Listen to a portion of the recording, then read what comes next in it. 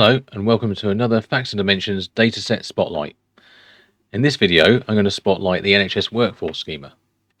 So first of all, I just need to add that schema to my dataset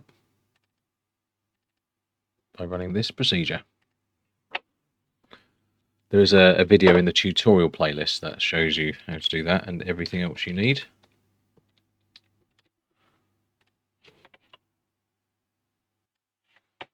So just refresh my list of tables.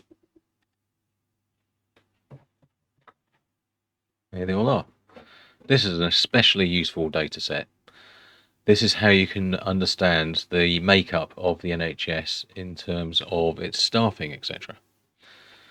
So, where do I start? I think particularly useful are sickness absence, because that gets you to understand where staff are off.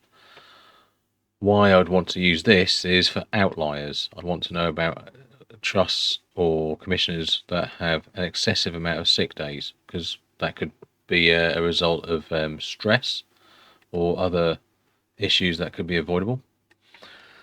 I'd also look at redundancies, where we have numbers of redundancies being made, although that is across the whole NHS, so not exactly very useful. You've got this one, absence by reason and staff group. That is across the whole NHS, but that does give you by the different types of staff. I would definitely want to look at reasons for leaving.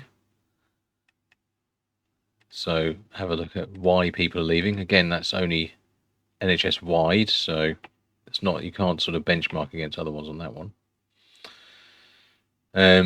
Some more detail up here. You've got different types of staff and how many of them there are.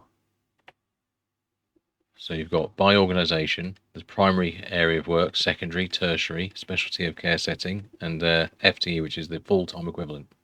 A 1 being a full-time person and a 0.5 being someone working 50% hours. So you get the idea. There's several tables on that sort of data. There's also patient list size. That actually has, for each GP practice, the age band and how many patients they have. That should probably be in the population schema, but that is useful. GP level census data. That is for every commissioner, the type of staff and their age and the gender and full-time equivalents, so you can get a really good idea of the sort of gender makeup and age makeup. Annual turnover, that would definitely be useful for each organisation. You'd want to know if you've got a lot of turnover. That has surely got to be a sign of bad management of some sort, and as I would expect you understand, high turnover is highly expensive.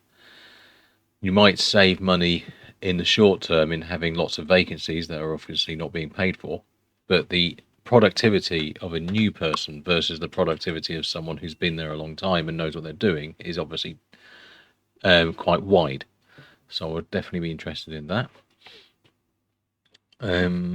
What else would I be interested in? Practice information. This is something to do with the practices. I guess I should say that if you're not sure what a data set is talking about, you can always look them up in the all release details table. I'm going to do that now, actually. It's explained in the tutorial, but let's just do it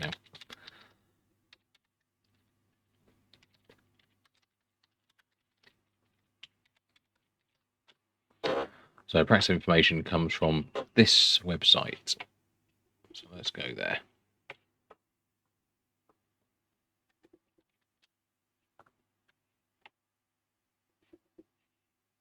So you've got a lot of information there explaining the data that is in these packs. Yeah, monthly turnover. That's monthly, but it isn't.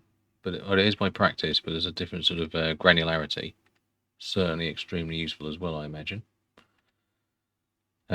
Yeah, go ahead and have a play. I'd say that's very, very useful. Related to this, but I'll talk about in a different video, is there are staff surveys and staff friends and family tests. But I'll talk about that in another video. Thanks very much.